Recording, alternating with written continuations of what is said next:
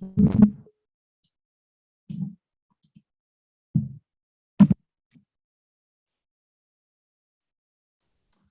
afternoon, Market Chameleons. Welcome to a special edition of the pre-market show. Market Chameleon at high noon. How are you doing, Dima?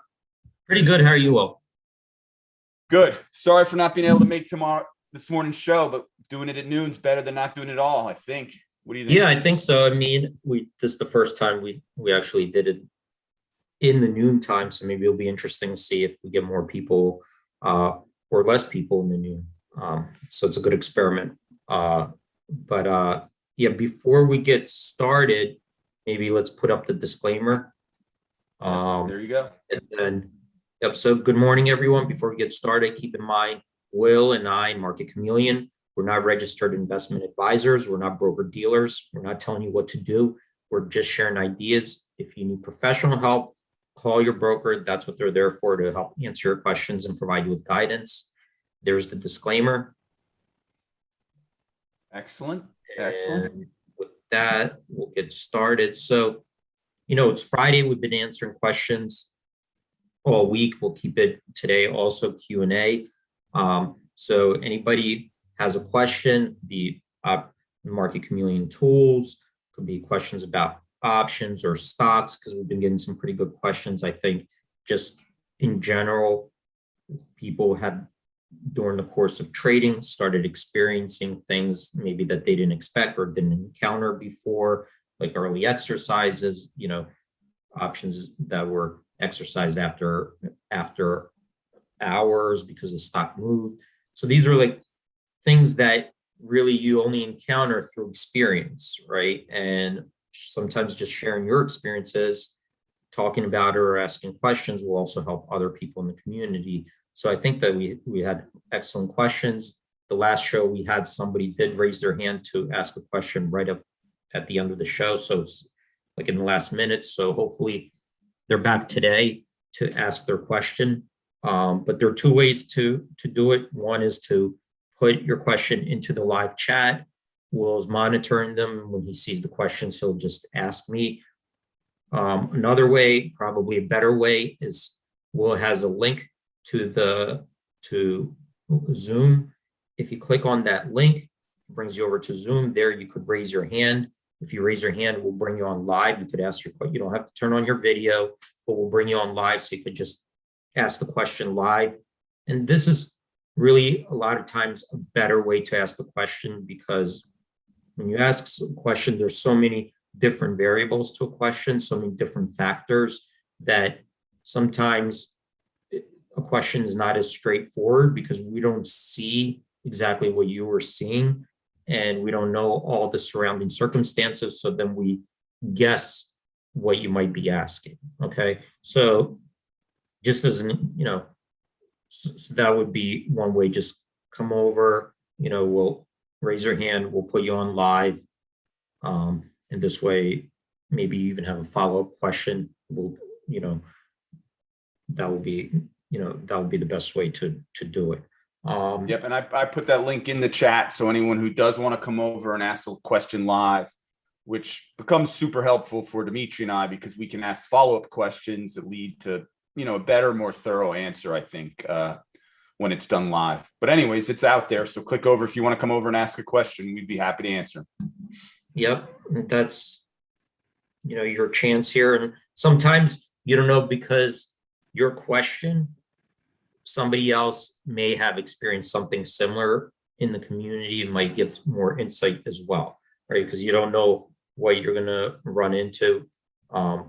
Certain things that, there are different nuances to trading options, dividends, earnings, exercises.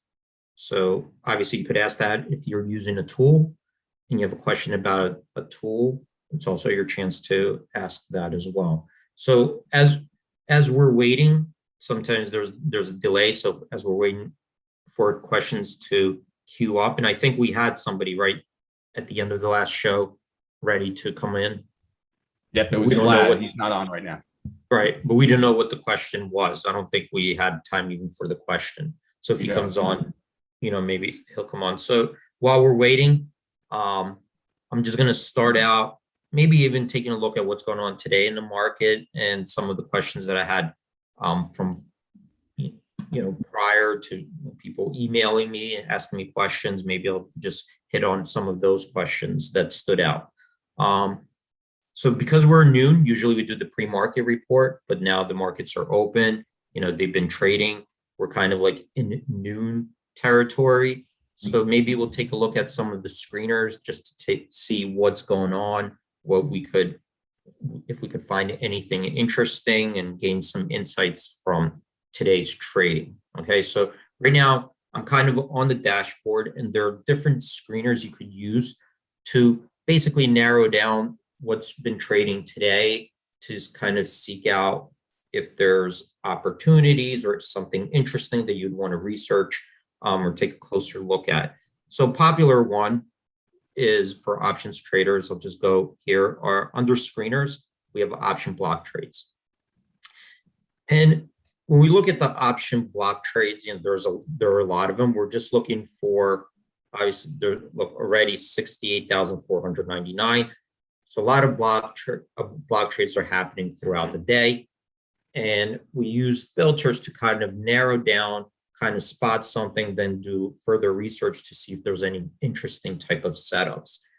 And, I look at it as kind of like fishing, right? When you're going fishing, you're trying different things to catch a fish. Sometimes, you're unlucky. Sometimes you can be, lucky, but you're kind of moving spots around, changing baits. So it's kind of like all day kind of going through and trying to see, any kind of opportunities that look like a potentially good setup.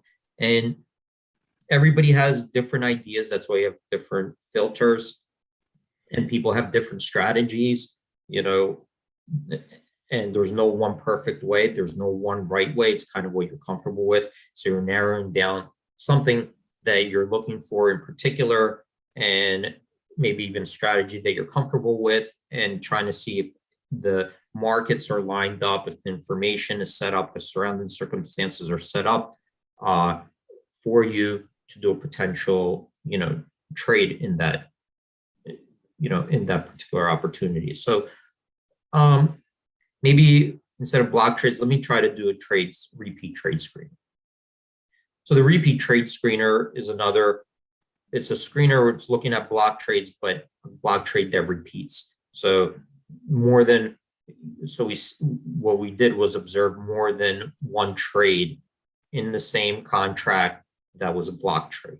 And I'm going to use my preset filters right now just to kind of screen it out. And let's just take a look at out of the money puts, right? So I just had a few presets right now that are in there, and we're going to take a look at that. So here I see two made the list. I have HYG that made the list in DOCN.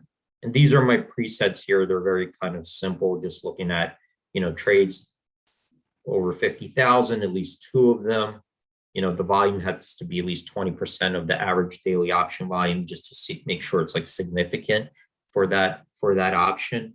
And now that we kind of screened it out, I'm going to take a look at, let's take a look at DOCN. So I see it August 20th. There's a put traded 55 strike, price $2.50. There's two of them. So I'm just going to click on there just to see what happened. Okay, so DOCN out of the money put. And again, I'm just not telling you what to do. I'm just kind of going through a quick overview just to see if I see an opportunity there. So I see that it was the Augie 55 put. All right, it kind of showed us here. On Augie 55 put, I see there was a lot of volume, 619, and actually on the 50 put, 674. So a lot of volume trading here. There's only 11 days to go in this expiration. So usually, it's okay. Some people like to trade shorter term, longer term. If I'm looking for a buy opportunity, sometimes I'll go for the longer term. So let me just see, first of all, what's been trading here. So 619, I'm going to click on this. And I see, there are a bunch of trades going on here.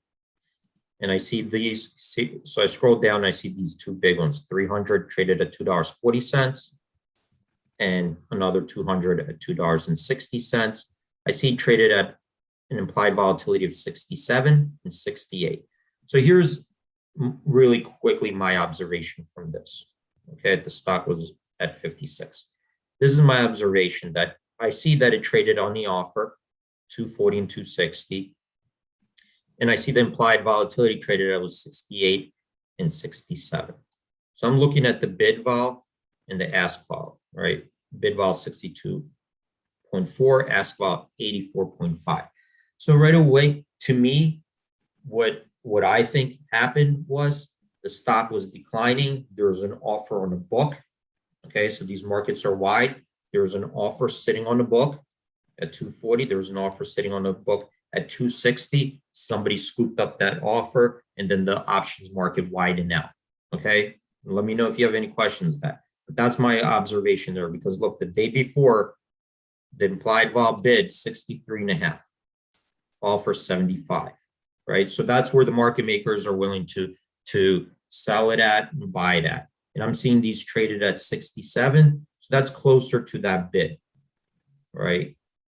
Further away from the offer. So to me, I think these two were sitting on the book. They were limited orders. Somebody left them there. The stock started probably to decline. Let's take a look. So stock was declining today.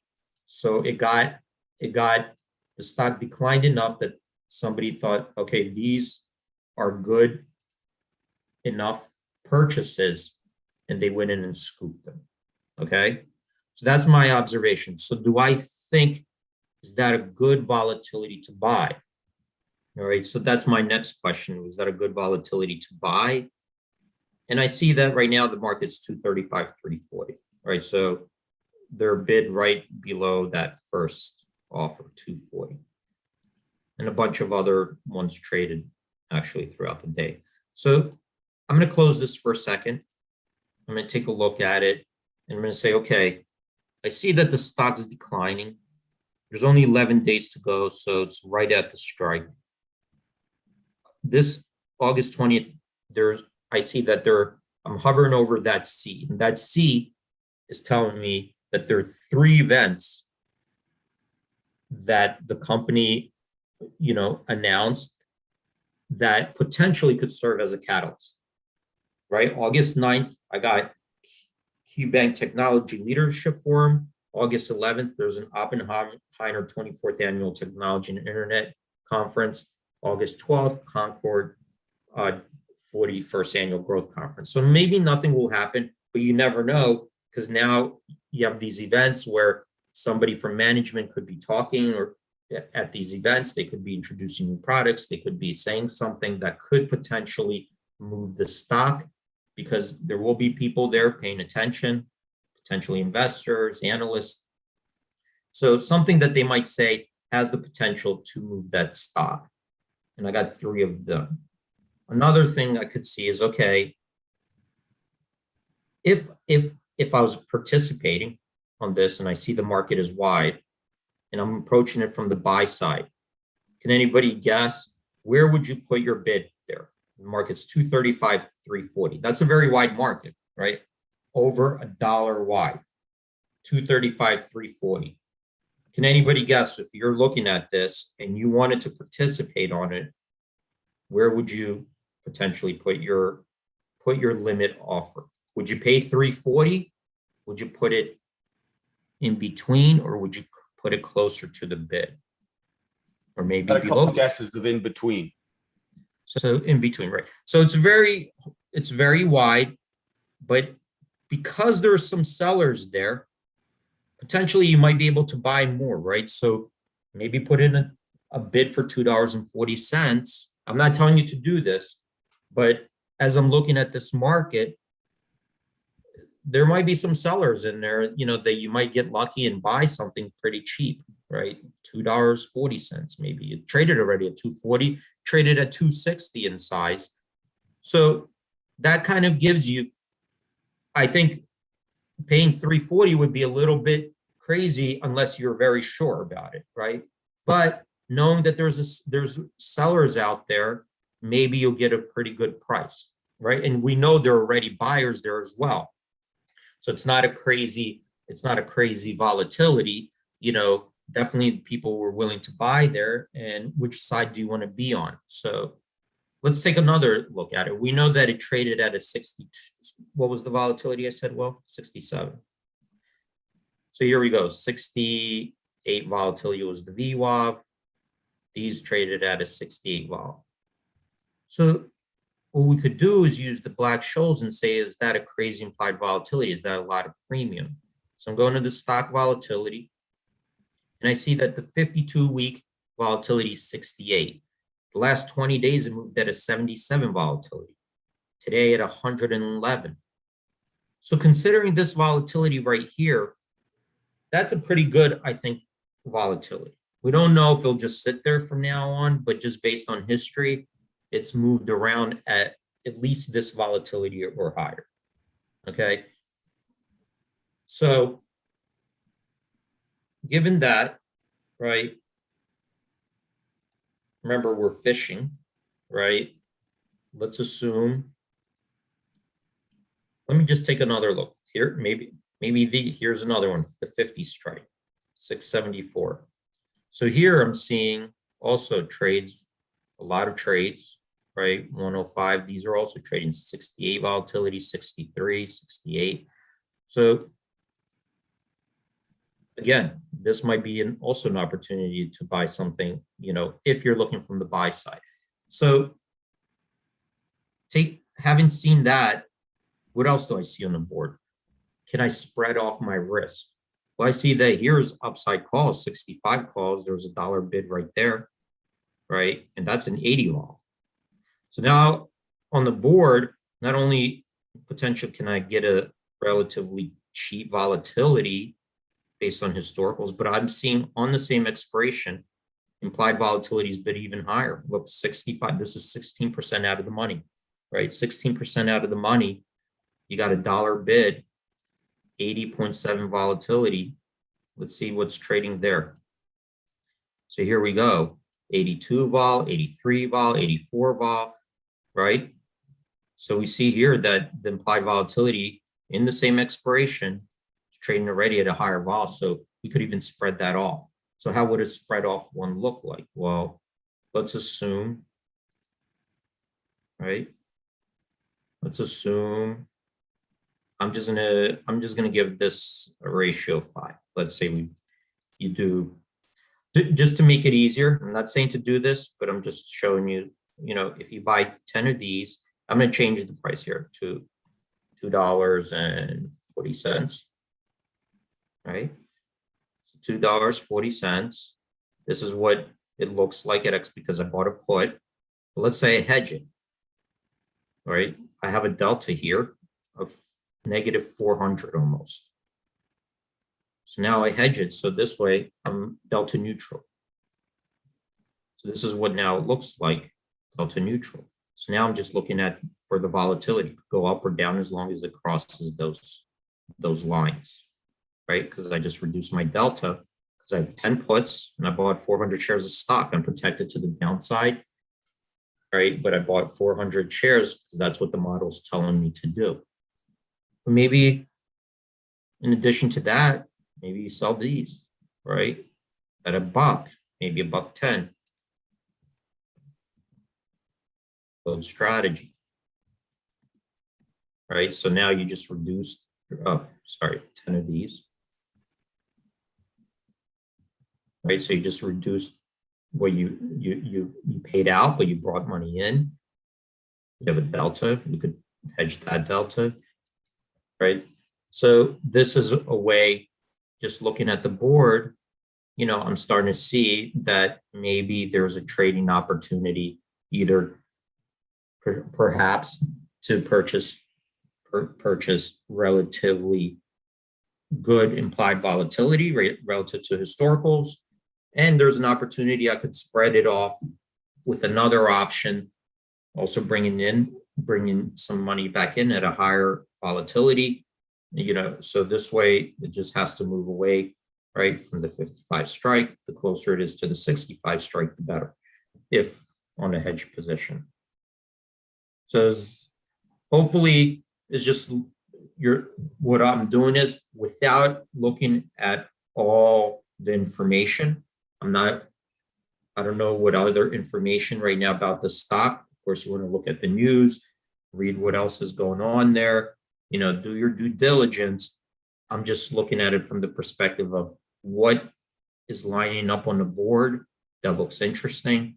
Maybe even these puts here look more interesting to me, actually.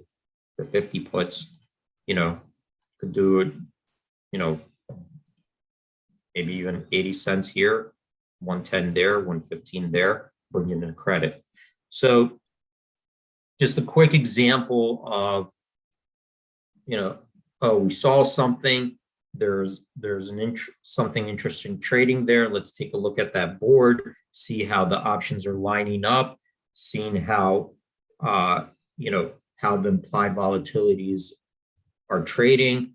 Are there potential other catalyst events that could make this stock move? You want to go maybe even visit the investor relations website and, different ways to strategize around that. Was that helpful? Hopefully. Let us know if that was helpful. I think it was helpful, D. That's pretty interesting stuff. Thank you. Okay. So this is how I'm looking at it, right? And what the implied vol is telling us on a relative basis. Hey, D. D. Yep. You just went underwater. You need to log out and come back in. Okay. Let me do that.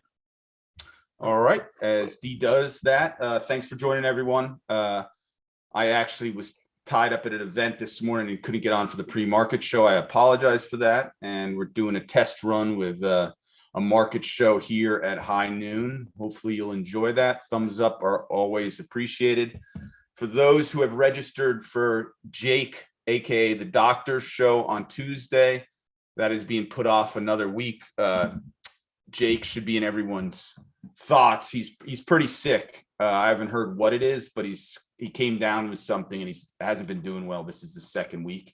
So everyone send a positive thought to Jake. If you're on the Discord, Jake created the Discord group. And a lot of the discussion on the Discord group has to do with using MarketChameleon to identify ideas.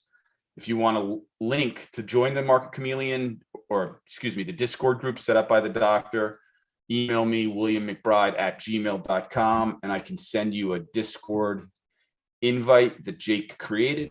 I'll put that into YouTube chat right now.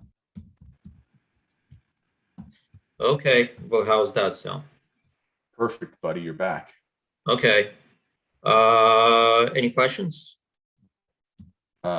We had a question earlier from a new chameleon. Let me go up to it. It was Pete 555947. Okay. Was asking, he's looking to screen for trade ideas, selling premium 1 to 3 weeks out. Is there a way to do that using MarketChameleon? So this is why it's always a good reason to come on a show and ask the question, because it sounds like a reasonable question, right? But what does selling premium mean? Does that mean you're selling a straddle? Are you selling an out of the money put? Are you trying to do a buy right? Are you trying to do a calendar spread? And when you're screening, what are your requirements for selling premium? Because what does that mean? You could sell premium in any stock, right? You could any stock going out 3 weeks will have that have options will have premium to sell, right? So when you're talking about a screen, the problem is when people ask questions, they're doing something, right? They're doing a lot of stuff, and there are a lot of surrounding circumstances that they're looking at that we don't see, we don't know. So they ask the questions right away. They have a question, but we don't know everything that's surrounding what you're trying to do. So I can't narrow it down and say, here's a way to get to what you're trying to do, So some people like to sell premium into earnings. Some people like to sell premium by selling, strangles. Some people like to sell just out of the money puts. Well, we have a very active chameleon, Chuck, who that's his strategy, selling strangles. He looks Yeah, for like selling strangles. strangles, which would be selling, both an out of the money call, out of the money put. Other people do like condors, like sell out of the money call spread, out of the money put spread. And of course, you have different screeners to achieve that, right? You have butterfly, condors, naked puts. You could, so it's that's why we kind of ask people to come on a show, because we could ask questions and help them out much better. Really, it's to focus more into exactly your question, but when you give something general, it's hard to say, like, I'll have questions like this will come up. He did come back, D. Okay. He came back. He's looking to sell vertical credit spreads, is what he says. So put spread, call spread. Credit spreads. He doesn't say put or call. Okay. So let's just do, a put spread, right? Full put spread. And when we talk about, when you talk about selling premium, right? So spread is, you're selling and you're buying. Okay, you're kind of selling and you're buying. So just because you're receiving a credit, you're not necessarily selling premium.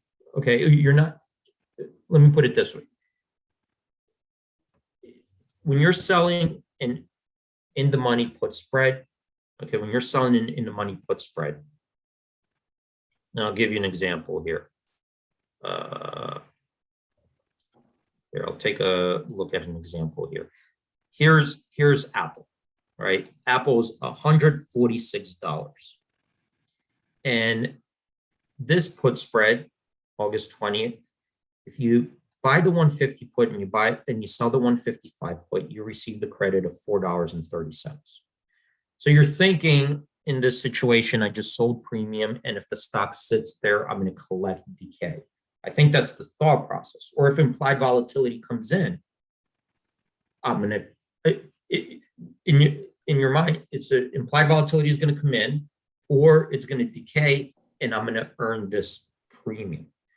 But you're doing a vertical spread, and that's not really like the same thing. And look in this example here. Here's August 20th. I'm going to go to the payout diagram, right? Just to show you this one, right? August 20th. It's in the money put. So remember, it's when you're doing a spread, credit spread, it depends where the stock lands, where the stock is. But if the stock just sits here, look, August 20th, same put spread. I bought the 150 put, sold the Augie 155 put. I'm gonna load this. I loaded this strategy, and you can see here, here's the stock right here, 146. So this is what's going to happen. As the days go by and the stock does not move up, right, because it has to move above here. If it's not moving up, you're actually decaying. You're paying money because this is already in the money. So you sold it at 430, but it's getting closer to $5, right? It's going to go to $5, the difference between the strikes, as they're going closer and closer and closer to expiration. Not only that, you're long Vega, because the stock is closer to your long strike than your short strike. So if implied volatility comes in today, it'll be a loser for you. Okay. So what's happening is, when you're screening for it, now you can set it up differently in an out of the money put spread. But when you're screening for it, you got to be careful, because you're not, the problem, I think we had this last week, somebody talking, when they're doing a vertical spread, they think, well, I'm collecting a credit, I'm getting short Vega, and I'm getting, collecting premium. It's not the case. A vertical spread works differently. You're selling an option and you're buying an option in the same expiration. You're doing, there's two offsetting things there. And it depends on the legs you're using, your position risk is going to be different. Okay, so that's why we ask, these follow-up questions. So you can screen for vertical spreads. You could go here. I was just here. You could screen for vertical spreads. You could go pick expiration months, next 14 days, 30 days, beyond, you can do it. I just wanted to point out, it's the filters that you're using and what you're looking, what you're looking for specifically is, that's what important to answer your question, because we don't know what you're doing. We don't know what you're trying to, what you're trying to achieve there. Hopefully that helps. Well, I think that was great, D. It is now 12:30. Are we going to carry this till 12:30, D? What are your thoughts? I mean, that's unless you have like a live question coming in, Nope, there's nothing. There's nothing live. Okay. It's been a smaller crew. Some of the regulars, Mike jumped in, Gene, BBK. We appreciate that. We appreciate Pete, you asking a new question. It is super helpful during the morning shows and going forward. If you ask these questions live on Zoom, I just think when Dimitri can dig into your question, we really can answer what you're asking. So let's keep that in mind going forward. Right, because if I could start asking what you're looking for, what you're trying to achieve, I could answer it better than, because I'm starting to just start assuming what you're trying to look at, and that's not a good idea either, so. Yep. Well, D, thanks for stepping up at noon. Do the first Mark Chameleon show at high noon. We'll see everyone Monday morning, and Tuesday we have a webinar with IBKR at 2 p.m. right? This coming Tuesday? Yeah, Tuesday we have it with IBKR, Interactive Brokers. So hopefully you guys could join that too. I think it'll be on open interest. Yep. Awesome. And I'll put that link in the YouTube chat. Thanks, D. All right. Thanks, everyone. Have a good trading day. Stay safe out there. Hope to see you guys on Monday. Trade the rest of the day in peace, chameleons. Have a great day. Bye-bye and a wonderful weekend. We'll see you Monday morning, 9 a.m.